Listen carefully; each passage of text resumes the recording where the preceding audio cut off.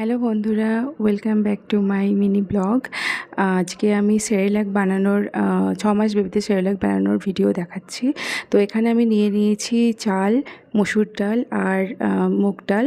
এগুলো আমি ভালো করে 5-6 বার ধুয়ে নিয়ে ওটা ড্রাই করে নিয়েছি। এবার আমি প্যান বসিয়ে প্যানটা গরম করে নিচ্ছি। ভালো করে প্যানটা গরম করে নিতে হবে।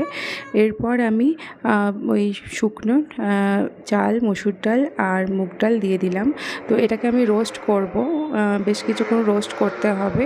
তো এটার ব্রাউন কালার যখন চলে আসবে তখন বুঝে যাবেন এটা হয়ে গেছে। ভালো করে রোস্ট করতে হবে।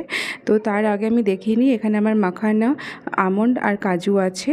তো এগুলো আমি অন্য পাত্রে নিয়ে নেব। তো তার আগে আমার এটা রোস্ট হয়ে গেছে, দেখতে পাচ্ছ যে এখানে ওটা ব্রাউন কালার চলে এসছে। আমি একটা স্টেনলেস স্টিলের পাত্রে এটাকে ঢেলে নিচ্ছি। এবার আমি এটাকে ফ্যানের তলায় ঠান্ডা করতে দেব।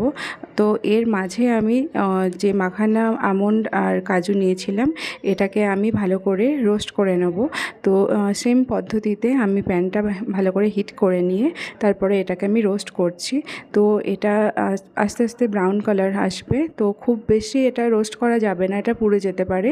তো পুড়ে গেলে ওটা তেতো হয়ে যায়। তো মোটামুটি একটু রোস্ট করতে হবে। তো রোস্ট করে নেওয়া হয়ে গেছে। আমি এবার একটা পাত্রে, স্টেনলেস স্টিলের পাত্রে এটাকে ফ্যানের তলায় ঠান্ডা করতে দিয়েছি। তো দেখো ঠান্ডা হয়ে গেছে। তো এবার আমি এগুলোকে একসাথে এবার গ্রাইন্ডারে দিয়ে পেস্ট করে নেব। পেস্ট বলতে পাউডার বানিয়ে নেব। তো দেখো আমার এটা পাউডার বানানো হয়ে গেছে।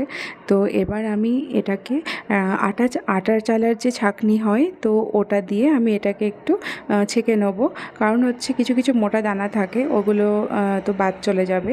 এবার আমি এই পাউডারটাকে তোমার একটা এয়ারটাইট পাত্রে নিয়ে নিলাম। তো এটা মোটামুটি 10 থেকে 12 দিন তোমরা এভাবে স্টোর করে রাখতে পারো।